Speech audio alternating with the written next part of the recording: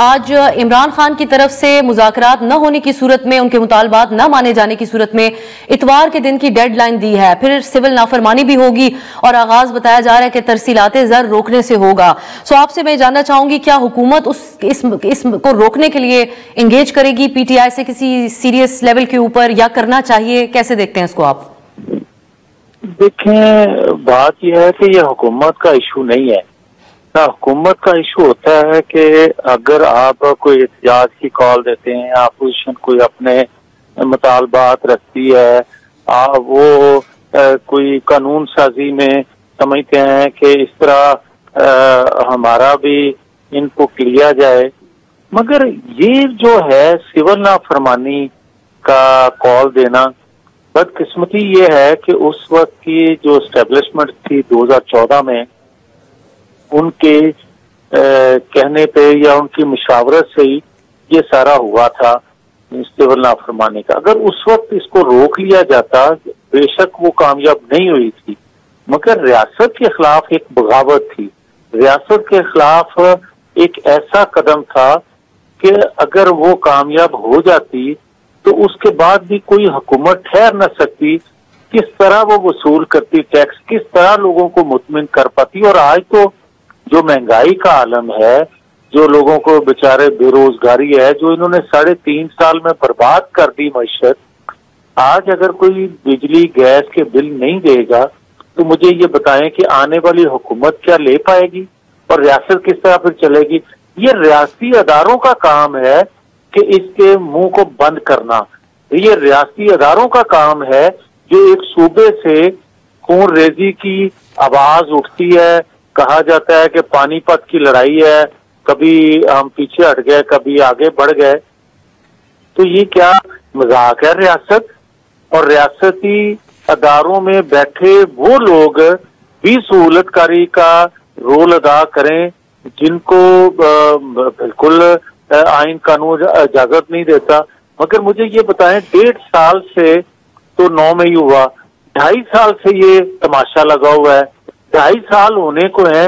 آج آپ دیکھیں کہ آپ پہ پابندیوں کے اشارے مل رہے ہیں کہ نیوکلیر پاور پاکستان پہ کوئی پابندیاں لگ سکتی ہیں، تو یہ لابنگ فرم وہی ہے جو آج سے بہت پہلے اس طرح کا اندیا دے چکی تھی کہ 8 ریاستیں جو نیوکلیر پاور ہیں، ان میں سے آخری جو نیوکلیر پاور ریاست بنی اس پہ پہلے پابندی لگنی چاہیے، تو وہی لابنگ فرم انہوں نے ہائر کی ہوئی ہے اپنے لیے۔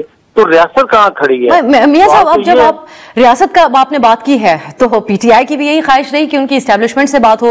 آپ کے اس بیان سے ہم یہ سمجھیں کہ سیاستدان جو پارلیمان میں کل تک بڑے اچھے بیانات دے رہے تھے، خواجہ آصف صاحب بھی اچھی ہوا کا جھونکا قرار دے رہے تھے شیر مروت کے بیان کو، تو اس کے بجائے یہ معاملہ صرف پی ٹی آئی اور اسٹیبلشمنٹ کے درمیان طے ہونا چاہیے، بلکہ طے بھی نہیں ہونا چاہیے، اسٹیبلشمنٹ کو آپ کہتے ہیں ان کا منہ بند کرا دینا چاہیے، آپ کے الفاظ کو کوٹ کرتے ہوئے۔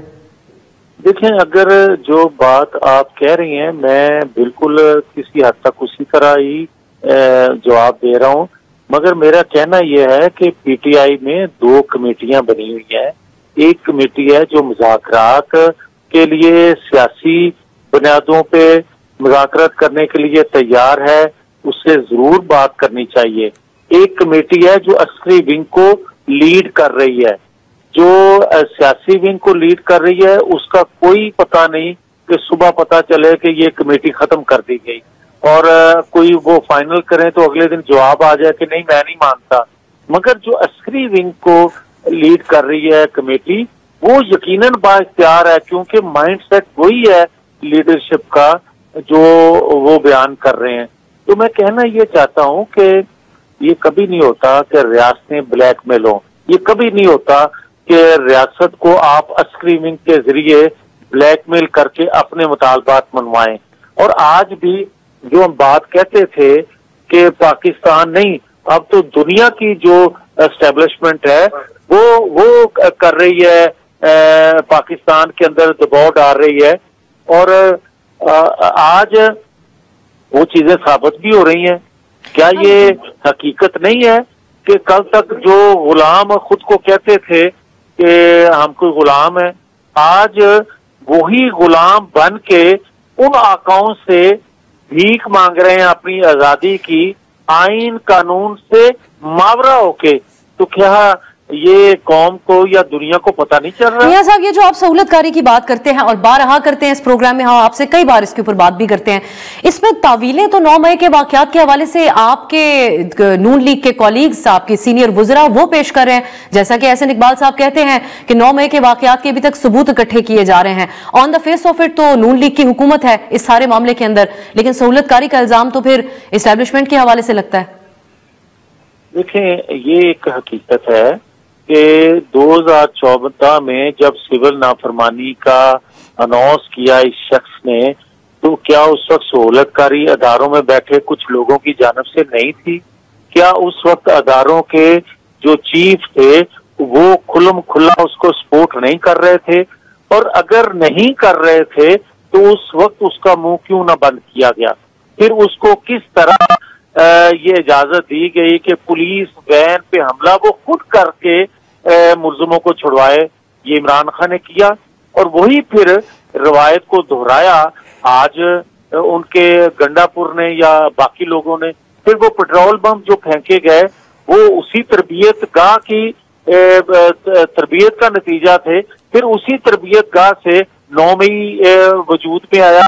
फिर आज एक सूबे में जो तरबियत गाह खुली हुई है, उससे क्या आप पाकिस्तान को खुदा न खास्ता लपेटना चाहते हैं?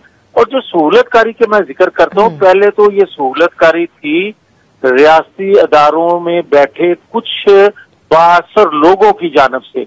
आज तो भाई ये सहूलतकारी दुनिया के वो ममालिक या दुनिया के वो ताकतवर लोग जो पाकिस्तान को इस्तेहकाम नहीं देना चाहते या स्टेबल होता नहीं देखना चाहते, वो सहूलतकारी कर रहे हैं। मियां साहब, ये अब आप जब कहते हैं सिविल नाफरमानी के हवाले से, पहले जब इन्होंने कॉल दी थी उस वक्त यकीनन यकसर हालात मुख्तलिफ थे, उनके साथ उस वक्त की इस्टेब्लिशमेंट थी, वो धरना हो या दीगर मामलात हो, लेकिन आज उनके लिए हालात मुख्तलिफ नहीं। जिस वक्त में वो सिविल नाफरमानी की कॉल दे रहे हैं, उनके कारकुन में गम गुस्सा भी है, उनको बाहर निकलने की इजाजत भी एहतजाज की उस तरीके से नहीं है जो माजी में उन्होंने अपने लिए बड़े अच्छे हालात देखे हुए हैं एहतजाज के तनाजुर में।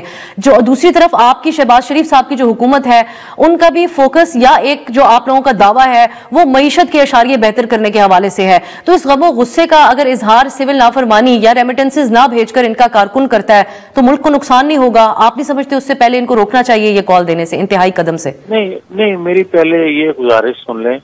2014 में जब सिविल नाफरमानी का इसने ऐलान किया था, उस वक्त इसके कारकुन में कौन सा गमो गुस्सा था? नहीं, इस वक्त का हवाला दिया मैंने। इस वक्त गमो गुस्सा है, उस वक्त हालात मुख्तलिफ थे।